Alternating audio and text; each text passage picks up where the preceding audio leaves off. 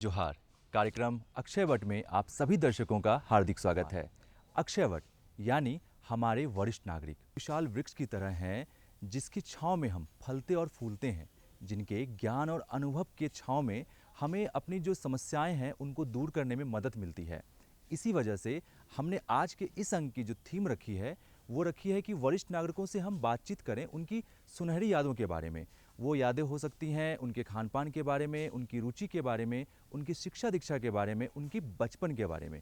तो आइए आज आपको इसी विषय पर हम ले चलते हैं रांची में ही स्थित एक वरिष्ठ आवास केंद्र में, जहां हम आपकी मुलाकात करवाएंगे यहाँ रहने वाले अक्षयवटों से। अब आपकी मुलाकात करवाते हैं आज की जो हमारे इस कार्यक्रम की पहली अक्षयवट हैं, जो यहाँ की अध्यक्षा भी हैं, श्रीमती सुशीला गुप्ता से। मैम, सबसे पहले हमारे दर्शकों को ये बताएं कि आप खुद एक वरिष्ठ नागरिक हैं, तो ऐसे में जो ये सेवा भाव की प्रेरणा थी वो आपको कहाँ से मिली? करीब 20 साल पहले कोई संत आए थे, उनका प्रवचन हुआ था। उन्होंने लास्ट डे ये कहा कि भी कुछ अच्छा काम करके दिखाइए। तो मैं कई घरों में जाती रहती थी, मेरी आदत है बड़े बूढ़ों से मिलने की, शुरू से ही आदत थी।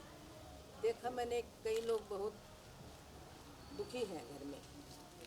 ये नहीं कह सकते कि बहू बेटों से हैं, वो अपने आप से भी दुखी हैं, अकेलापन महसूस कर रहे हैं। तब हमने अपनी कमेटी बनाई, कमेटी बना के ये विचार किया कि एक आश्रम खोला जाए जिसमें वृद्ध नागरिक रहेंगे, हम उनकी सेवा कर सकेंगे। तो 2 वृद्ध महिलाओं से शुरू किया था। शुरू में हमें काफ़ी तकलीफ़ हुई, किराए के मकानों में और में रह कर के हमने शुरू किया था, लेकिन धीरे धीरे लोग बढ़ते गए और ये कारवां चलता रहा। आप अगर साझा करना चाहें तो ये बताएं कि आपके खुद के परिवार में किस तरह का माहौल है? मेरे 2 बेटे थे, एक बेटा गुजर गया। उसकी फैमिली विशाखापट्टनम आंध्रा में रहती है। छोटा बेटा और बहू मेरे साथ रहते हैं। मेरी आदत है कि मैं खाली नहीं बैठ सकती। सुबह उठ कर के मैं अपना किचन का जितना हो सकता है मैं करती हूँ, और बाद में भी मैं अपना कुछ काम करती रहती हूँ। तो बहू बेटों को मेरे से कोई शिकायत नहीं है, मेरे को भी उनसे कोई शिकायत नहीं है। अभी मैं कुछ दिन पहले बीमार हो गई थी, तो बहू ने दवा का काम पूरा संभाल रखा है, बेटे ने भी डॉक्टरों का काम पूरा संभाल रखा है। हम दोनों घर में बहुत सुखी हैं, वो बहुत अच्छी तरह से रहते हैं। हमारी सेवा भी होती है, लेकिन मैं भी उनकी सेवा करती हूँ। जितना काम मेरे से हो सकता है मैं करती हूँ। परिवार का ऐसा माहौल सच में अनुकरणीय है। लेकिन भारत में देखें तो भारत में जो 1991 के बाद जिस तरह से तेज़ी से अर्थव्यवस्थाएं बदली, मध्यम वर्ग का उदय हुआ, उसके बाद जो संपन्नता तो आई, लेकिन दूसरी तरफ ये भी देखने को मिलता है कि हमारे देश में वरिष्ठ आवास केंद्रों की संख्या में भी इजाफा हुआ है। तो इसके पीछे आपका क्या अनुभव है, आपके क्या विचार हैं, आप क्या सोचती हैं? उसका कारण ये है, मुख्य कारण ये है कि पहले संयुक्त परिवार होते थे। उसमें 3-4 भाई हैं, साथ में रहते थे, उनके बहुएं काम करती थी मिलजुल करके। बड़े बूढ़े भी वहीं रहते थे, और जैसे कुछ नौकरी पर चले गए तो कुछ घर में भी रहते थे। बाहर जाने का इतना ज़रूरत नहीं पड़ती थी। अब हो गया, ज़्यादा नौकरी पेशा लोग हो गए। दोनों पति पत्नी दोनों नौकरी पर जाते हैं, और ये कल्चर देखा देखी भी हो गया कि उसने अपने माँ बाप को रखा है, एक सुविधाजनक जगह मिल गई है, चलो हम भी रख देते हैं। कुछ देखा देखी भी हो गया और कुछ असुविधा भी हो गई, छोटे घर होने लगे, और पहले जैसा आदर सत्कार कम हो गया। पैसे बड़े हैं, लेकिन घर में बड़े बूढ़ों का आदर सत्कार, मान इज्जत कम हो गई, पहले जैसी नहीं रही। बच्चों में संस्कार कम हो गए। अगर आप हमारे दर्शकों से कुछ साझा करना चाहें, कुछ भी जो आपको अच्छा लगे, जो आप हमारे दर्शकों के लिए करना चाहें, तो ज़रूर करें। मेरे को भजन गाने का शौक़ है, तो यहाँ हर रविवार को सुबह हवन होता है। हवन के साथ प्रवचन और भजन होते हैं। उसमें मेरे 2 भजन यहाँ गाए जाते हैं, लोगों को सबको पसंद आते हैं। तो उसी की 2 लाइन में आपको सुना देती हूँ। जी मैम। जब चिंता बहुत सताए, तब ओम नाम का जाप करो। जब अपने ही मुख मोड़े, सब रिश्ते नाते तोड़े। यह पहली समझन आई, तब ओम नाम का जाप करो। जब चिंता बहुत सताए, तब ओम नाम का जाप करो। दुख अंतःकरण दुखाए, तब ओम नाम का जाप करो। मैम, आपका बहुत बहुत धन्यवाद कि आपने हमारे कार्यक्रम में इतना अपना महत्वपूर्ण समय निकाला और खुल के अपनी बातों को रखा। निश्चित रूप से हमारे दर्शकों के लिए ये बहुत ही फ़ायदेमंद होगा। धन्यवाद।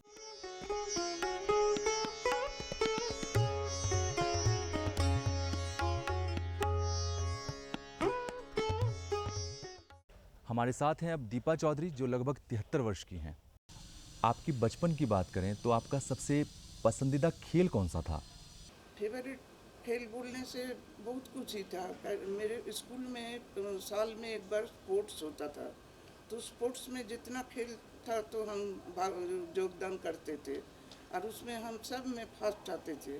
मेरे घर में अभी तक कप जो है सब रखा हुआ है।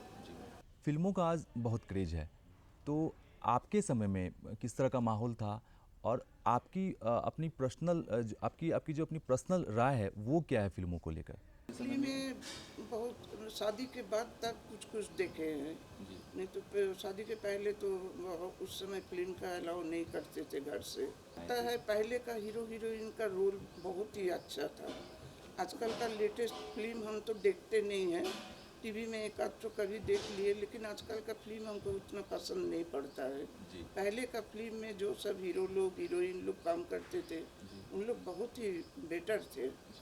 आज पहले की तुलना में महिलाओं की स्थिति में बहुत सुधार हुआ है, लेकिन आपके समय में आपको किस तरह की दिक्कतें आती थीं, आप किस तरह का माहौल देखती थीं, तो वो हमारे दर्शकों को थोड़ा बताएं, वो समझ पाएं कि किस तरह की दिक्कतें होती थीं उस समय। उस समय नहीं था उतना। उस समय घर से क्या लगता है आपको? कारण क्या बोले, मैंने लड़की लोग को निकलना नहीं है, लड़की लोग को बाहर कुछ करना नहीं है, यही हम लोग को माँ बाप का कहना था। हमको तो पढ़ाई भी नहीं करने दे रहा था। आपकी कहाँ तक पढ़ाई हुई मैम? हम मैट्रिक पास है। हम अपना इच्छा से जोर जबरदस्ती मैट्रिक तक पढ़े हैं, उसके बाद मेरा शादी दे दिया। मैम, अगर आपके खाने के शौक की बात करें, किस तरह का खाना पसंद है? हम लोग बंगाली है, हम लोग ज़्यादा करके मीट मछली यही सब खाते थे। नॉन वेज भी खाते हैं, नॉन वेज भी खाते हैं। बंगाली हम लोग का घर में तरह तरह का सब्जी बनता है, मतलब केला का गाछ का केला का फूल भी खाते हैं, केला भी खाते हैं, केला का जो पेड़ का अंदर होता है वो भी खाते हैं। तो हम लोग का घर में तरह तरह का सब्जी भी बनता है और मछली तो एकदम ज़रूरी है, मीट अंडा ये सब, माने कुछ ना कुछ चाहिए। अगर कोई बात आप हमारे दर्शकों से साझा करना चाहें, कुछ भी, जैसे आप बता रही थी कि आपको भजन गाने का शौक है, तो कुछ भी अगर आप कहना चाहें तो हमारे दर्शकों को बताएं। गोपालो श्री मधुसूदन राम नारायण हरे, राम नारायण हरे। भज कृष्ण गोपालो श्री मधुसूदन राम नारायण हरे, राम नारायण हरे। भज गोविंद कहो गोविंद लहो गोविंदेर नाम रे। भज गोविंद कहो गोविंद लहो गोविंदेर नाम रे। जे जन भजे गोविंदेर नाम से হয় আমার প্রাণ রে। ভজ গোবিন্দ কহ গোবিন্দ লহ গোবিন্দের নাম রে। कि आपने अपने समय निकाला, आपका बहुत बहुत धन्यवाद।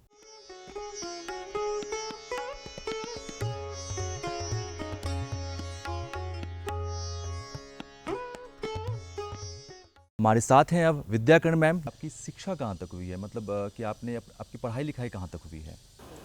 मेरी पढ़ाई एमए तक है। बताइए कि आपके परिवार का जो माहौल था वो किस तरह का था कि आपको इतना सपोर्ट मिला? मेरा परिवार परिवार शिक्षित परिवार था। वो मेरे मेरे फादर मतलब हायर एजुकेशन देने के पक्ष में थे, लेकिन सर्विस करवाने के पक्ष में नहीं थे। महिलाओं की नौकरी को लेकर आप कैसी सोच रखती हैं, क्योंकि आज तो महिलाएं हर क्षेत्र में अच्छा काम कर रही हैं, नौकरी कर रही हैं, तो आपकी क्या राय? वैसे हर हर क्षेत्र में महिला जा रही हैं, लेकिन इसमें मतलब कुछ मतलब गड़बड़ भी तो हो रहा है बहुत।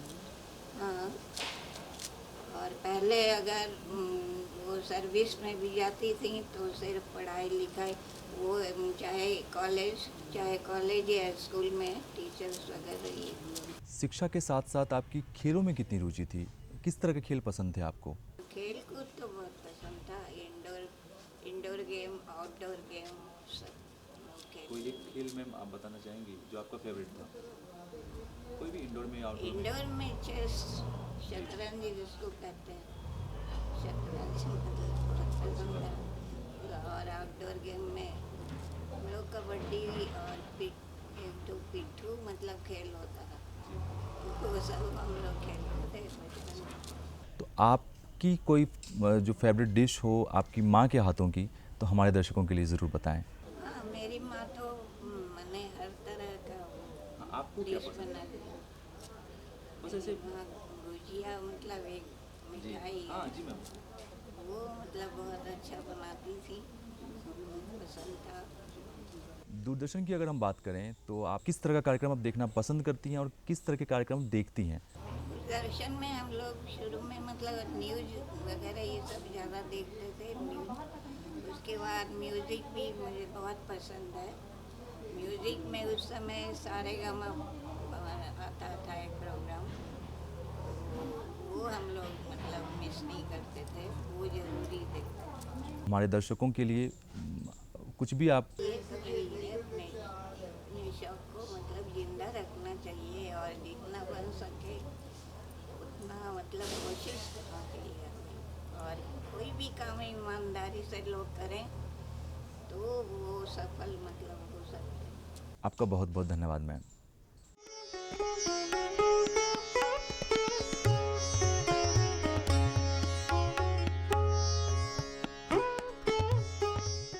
अब कार्यक्रम में आपकी मुलाकात हम करवाएंगे एससी छाबड़ा सर से। सर, आप लगभग 75 वर्ष के हैं और इस साल हमारा देश जो है आज़ादी का अमृत महोत्सव मना रहा है, तो ये आपके लिए भी और हमारे देश के लिए भी एक लंबी यात्रा है। तो इस यात्रा को कैसे देखते हैं आप?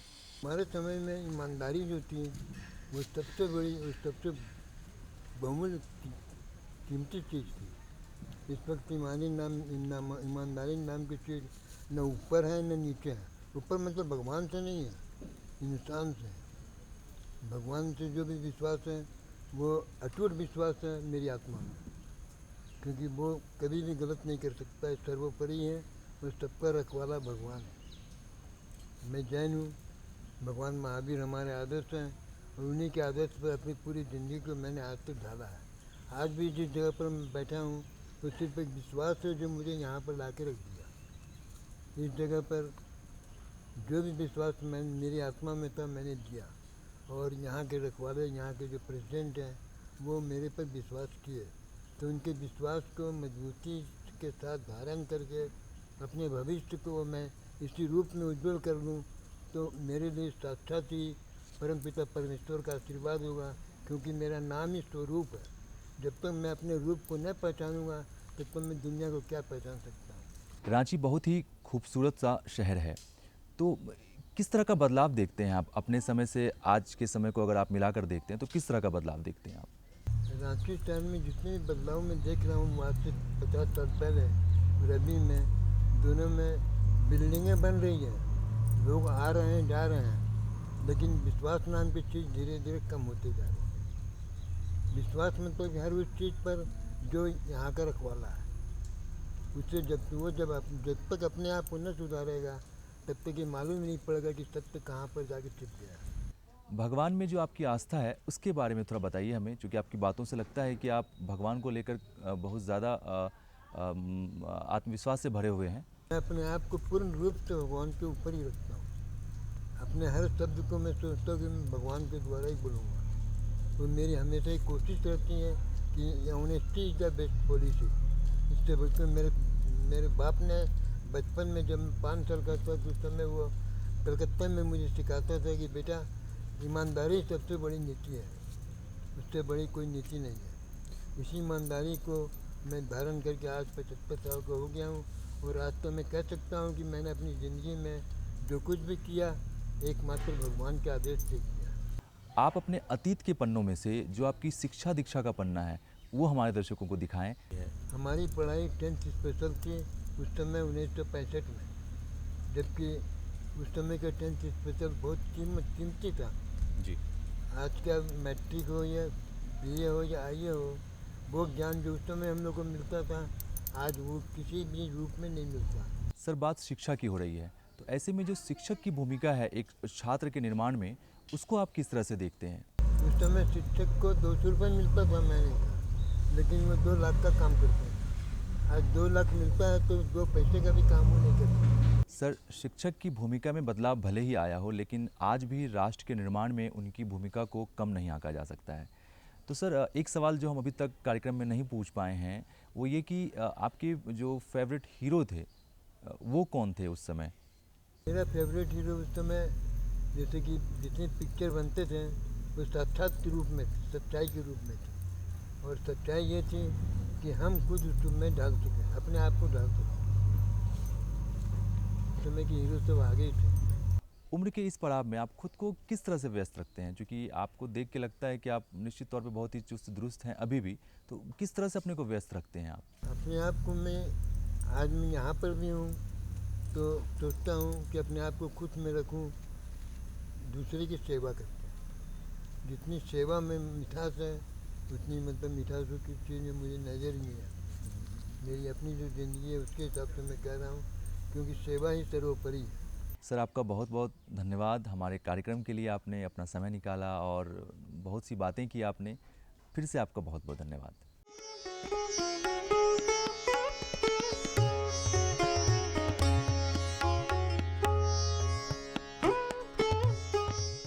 कार्यक्रम में अब आपको मिलवाते हैं 85 वर्ष के श्री गुरुमुख सिंह जी से। भारत को आज़ादी मिलने से पहले की आपका जन्म हुआ है।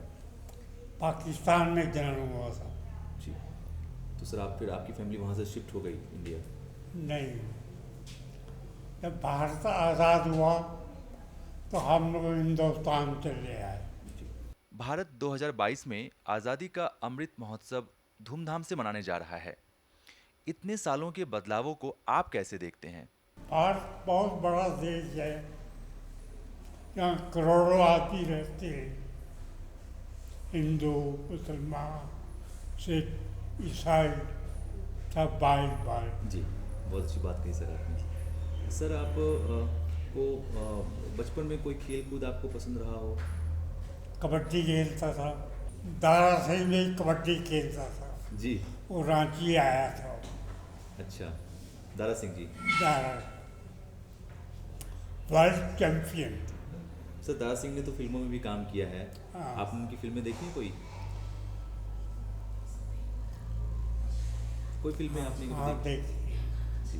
तो सर, फिल्मों में आपको किस तरह की फिल्में पसंद थी? देवानंद। देवानंद जी। सर, आपको गाने का शौक रहा? हाँ, मैं गाना खूब फिल्मी गाने भी गाता हूँ, भजन भी गाता हूँ। जी।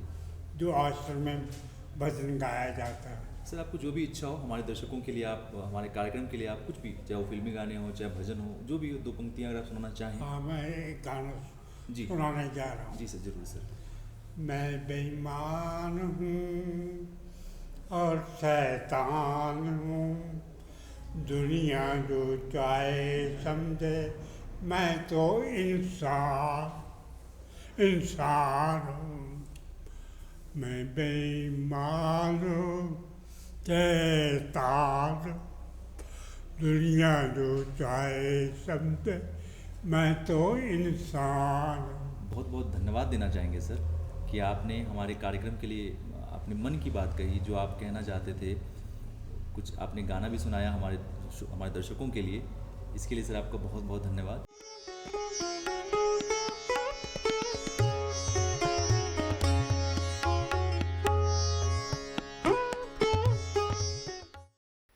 कार्यक्रम के इस भाग में हम आपकी मुलाकात करवाते हैं इस वरिष्ठ आश्रम केंद्र में रहने वाले और काम करने वाले सेवा कर्मियों से। सबसे पहले यहाँ की मैनेजर रूबी जी से, आपके विचार में क्या कारण हो सकते हैं इस तरह की चीज़ों के लिए? जब हम घर में रहते हैं अपने बच्चों के साथ, तो बच्चों से अपनी मन की बात पूरी तरह से नहीं कर पाते हैं और बच्चे सुनना भी नहीं चाहते हैं, क्योंकि उनके पास काम होते हैं, नौकरी करते हैं और आजकल तो दोनों हस्बैंड वाइफ काम करते हैं, जिसके चलते उनके पास समय के अभाव होते हैं। माँ बाप दिन भर घर में अकेले रहते हैं और फिर जब शाम को थके हारे बच्चे जब घर आते हैं और उनकी जब कुछ बात होती है और वो बोलना चाहते हैं, तो वो अपनी थकान के चलते इतना ये रहते हैं कि वो उस बात को ना सुनना चाहते हैं ना समझना चाहते हैं। और इस चलते वो वृद्ध जो हैं अपने बच्चों से अपनी मन की बात कह नहीं पाते हैं, क्योंकि उनके बच्चों के पास समय नहीं होता है उनके सुनने के लिए। और वो दिन भर थके हुए जब बच्चे घर आते हैं और माँ बाप की बातें नहीं सुनते हैं, तो माँ बाप का भी लगता है कि भाई वो घर में बेकार एक अनयूज्ड सामान की तरह पड़े हुए हैं और उनका कोई ख्याल करने वाला भी नहीं है। अगर बच्चे इस चीज़ को समझें कि उनका भी थोड़ा सा समय माँ बाप के लिए होनी चाहिए, और अगर वो अपने व्यस्त भरे जीवन में उसमें से 10 मिनट निकाल कर अगर अपने माँ बाप का बात को सुन ले, तो ये बात यहाँ तक, ये आश्रम तक पहुँच ही नहीं पाएगी। अब हम मिलते हैं तरुणा देवी से, जो पिछले 3 सालों से यहाँ खाना बनाने का काम करती हैं। आइए उनसे जानते हैं उनके अनुभव। माँ बाप जैसा लगते हैं, व्यवहार अच्छा ही से बोलते हैं। व्यवहार कुछ घटता है तो बोलती है कि ऐसा हमको कर दो बेटा, तो हम लोग भी कर देते हैं। हम लोग को माँ बाप जैसा मान लेते हैं लोग। आप लोग भी उसी तरह से कोशिश करती हैं कि हाँ। उनकी सेवा करें। हाँ। चलिए, आपका बहुत बहुत धन्यवाद। अब आशा मुंडा और किरण खलको से आपको मिलवाते हैं, जो यहाँ पे साफ सफाई का काम करती हैं, और जानते हैं उनके अनुभव। इन लोगों को जैसे अगर तबीयत खराब हुआ या पैर में दर्द हुआ, बुखार हुआ, जो भी हुआ, तो इन लोगों को खाना पानी सब देने के लिए जाते हैं। और जो लोग नहीं आ सकते हैं उन लोगों को खाना पानी सब पहुंचाना पड़ता है। ऐसे बहुत से यहाँ लोग हैं जो लोग अपने से अपना काम नहीं कर सकते हैं, उसके लिए हम लोग मौका निकाल कर उन लोगों का काम करते हैं। कपड़ा उपड़ा धो देते हैं, नहला देते हैं जो नहीं सकते हैं, पानी पहुंचाते हैं, सारा चीज़ कर देते हैं। कभी कभी तेल पानी भी लगाना पड़ता है, जो नहीं सकते, ज़्यादा तबीयत खराब हो गया तो कभी कोई गिर गया तो उसको भी उठाना पड़ता है। इस कार्यक्रम को देखने वाले आप सभी दर्शकों से हम यही कहना चाहते हैं कि आप वरिष्ठ नागरिकों, बुजुर्ग नागरिकों से बात कीजिए, चाहे वो आपके घर के हो, चाहे आपके घर के बाहर के सदस्य हों। आप उनसे बात कीजिए और यकीन मानिए, जब आप उनसे बात करेंगे तो उनकी आंखों की चमक आपके अंदर एक नई ऊर्जा का संचार करेगी। आपको ये एहसास दिलाएगी कि जीवन चक्र किस तरह का होता है।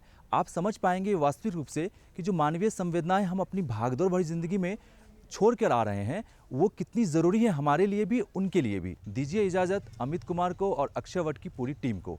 नमस्कार, जोहार।